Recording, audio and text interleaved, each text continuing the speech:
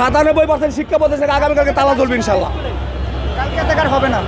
আমরা স্কুলে যাব, ছাত্রদের আমরা স্কুলে তালা মারবো, স্কুলে যাব, কিন্তু স্কুলে তালা মারা থাকবে আমাদের।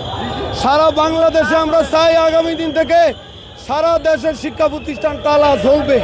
আমাদের দাবি না আদায় পর্যন্ত আমরা স্কুলে তালা মারবো। সারা এই প্রশাসন জাতির লজ্জা। আমরা শিক্ষক সমাজ শান্তিপূর্ণভাবে এখানে একটা শান্তিপূর্ণ আমাদের নিজেদের অধিকার আদায়ের জন্য কথা বলতেছি, অথচ তা জাতির জারদ সন্তান হিসাবে আজকে পরিচয় দিয়েছে এই প্রশাসন। শিক্ষকদের আমাদের দরিদ্র, আমরা না খেয়ে থাকবো কি করে? আমরা গুলি খেয়ে মরবো, না খেয়ে থাকবো কি করে বলেন? আমাদের এই দাবি আমরা শান্তিপূর্ণভাবে আমরা এখানে আন্দোলন করতেছিলাম। অযথায় আমাদের উপর রাবার বুলেট, পানি নিক্ষেপ, গরম পানি, কাঁদুনে গ্যাস, এগুলা কি? এগুলাকে একটি বাঙালি জাতির এটা গৌরব, এটা বাঙালি জাতির জন্য লজ্জা, এই দেশের জন্য লজ্জা।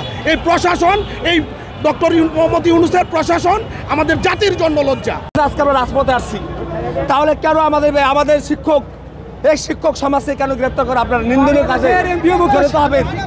দেশের 97% শিক্ষা প্রতিষ্ঠান এমপিভুক্ত। সরকার আমাদের দাবি মেনে নিচ্ছেন, তারপরে কেন আমাদের মধ্যে ন্যাক্কারজনক হামলা করলেন? আমরা দেখেছি এই ধরনের হামলা করছে